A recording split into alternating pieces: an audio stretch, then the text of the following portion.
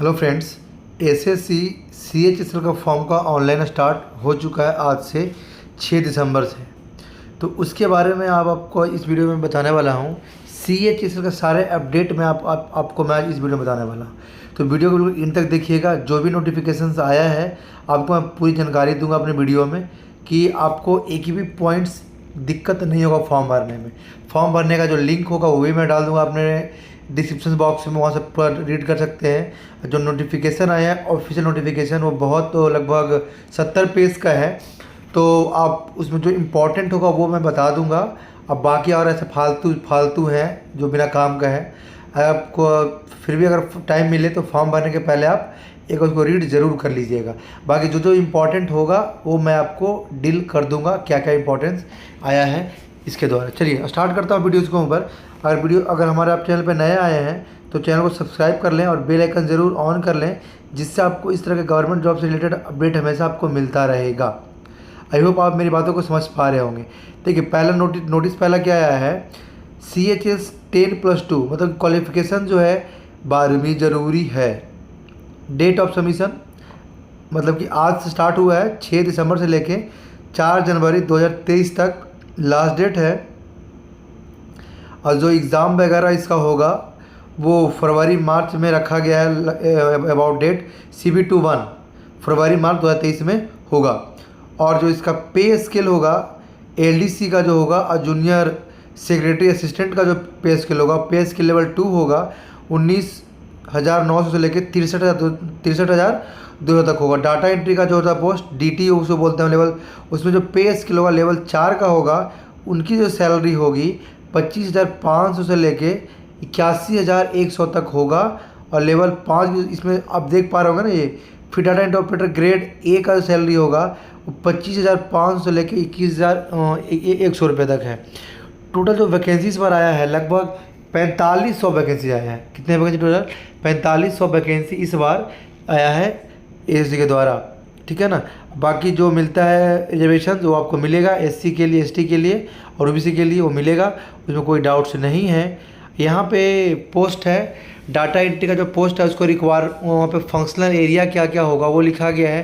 जैसे data entry S है, S for seating होता है, ST मतलब स्टैंडिंग होता है, W फॉर वॉकिंग, ये सब फंक्शनल रिक्वायरमेंट एरिया है जहाँ पे आपको कोई ये सब काम करना है। तो ये सब आपको शॉर्ट फॉर्म में लिखा हुआ, आप यहाँ से भी देख सकते हो और आराम से चीज़ें पढ़ सकते हो। मैं एक बार स्लाइड करके दिखा दो आपको। फॉर्म भरने के लिए आपको इंडिया का होना बहुत ज़रूरी है, नेपाल का होना ज़रूरी है, भूटान का। मतलब कि अगर ये फॉर्म कौन से लोग भर सकते हैं, जो इंडिया के रहने वाले हैं या नेपाल के लोग रहने वाले हैं या भूटान के लोग रहने वाले हैं, वो भी इस फॉर्म को फिलअप कर सकते हैं। एज का जो रिलैक्सेशन होता है वो SC के लिए 5 ईयर है, OBC के लिए 3 ईयर है। अब जो हैंडीकैप्ड वगैरह हैं जो आते हैं अनरिजर्व्ड में 10 ईयर है, OBC में तो 13 ईयर है, 13 साल लगभग है।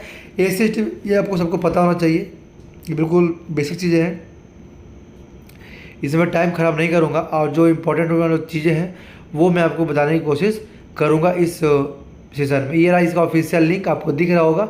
इसका ऑफिशियल लिंक जो होगा वो मैं आपको डाल दूंगा अपने डिस्क्रिप्शन बॉक्स में भी, वहाँ से आप क्लिक करके भी इसका आप खोल सकते हैं फॉर्म को और फिलअप आराम से आप कर सकते हैं। कोई दिक्कत होगा तो आप मेरे को कमेंट में जरूर बताइएगा। इसका जो एप्लीकेशन फ़ी है मात्र 100 रुपीज़ है, जो कि आप online Bhim net banking online से आप क्रेडिट कार्ड डेबिट कार्ड से आप आराम से आप कर सकते हो। आई होप आप समझ पा रहे होंगे मेरी बातों को। आप देखते हैं सेंटर एग्जामिनेशन कहाँ कहाँ है। डेट ऑफ सेंटर देख रहे हो, बिहार में ये रहा भागलपुर, मुजफ्फरपुर, पटना, पूर्णिया, आगरा, बरेली, गोरखपुर, इधर ये सब सेंट्रल रीजन का है। नेक्स्ट है ई रीजन, ईस्टर्न रीजन का पोर्ट ब्लेयर, धनबाद, जमशेदपुर, ये नाम देखिएगा आप लोग। कर्नाटका में आता है KKR में देख सकते हैं, बेंगलुरु वगैरह है। मध्य प्रदेश जो MPR में आता है वो भोपाल वगैरह के जो लोकेशन, ये सब पूरा हर एक रीजन का अलग अलग सेंटर है। आप एक बार रीड कर लीजिएगा। इसका अलग अलग लिंक भी है, हर एक रीजन का अलग अलग लिंक भी है, तो आप जाकर उस पर भी क्लिक करके आप आराम से देख सकते हैं, समझ सकते हैं, ठीक है ना। तो ये इंपॉर्टेंट रहा जो मैंने आपको बता दिया। अब जो इसका टायर 1 का जो पेपर कैसे कैसे होगा वो मैं बता दूँ आपको, सिलेबस क्या क्या है।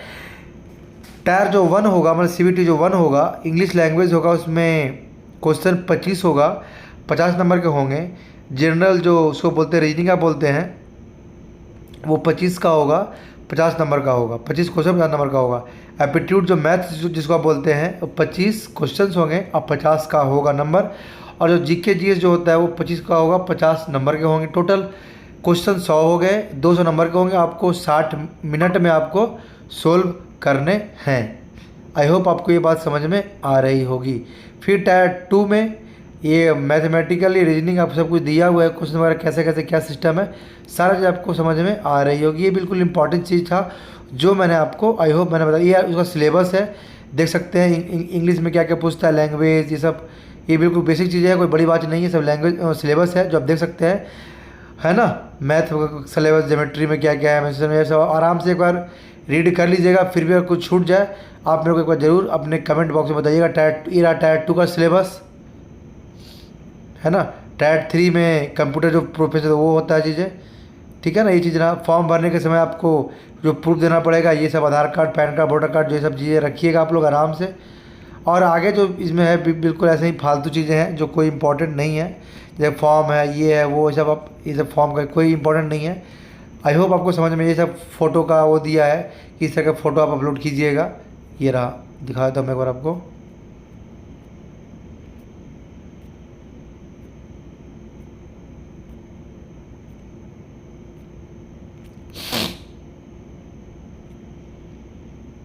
उस सैंपल दे रखा है कि इस तरह का फ़ोटो आपको अपलोड करना है। यहीं पे कहीं था, मैंने देखा था, मेरे को फिर भी आपको दिखा देता हूँ। ये देखिए, इस तरह के फ़ोटो आपको अपलोड करना है। Sample of photo which are not acceptable, इस तरह के फ़ोटो आपको एक्सेप्ट नहीं किए जाएंगे। कोई किसी फ़ोटो में किसी उल्टा फ़ोटो हो गया है, कोई छोटा है, कोई डार्क है, कोई कैप वाला है, ये सब बिल्कुल नहीं चलेंगे।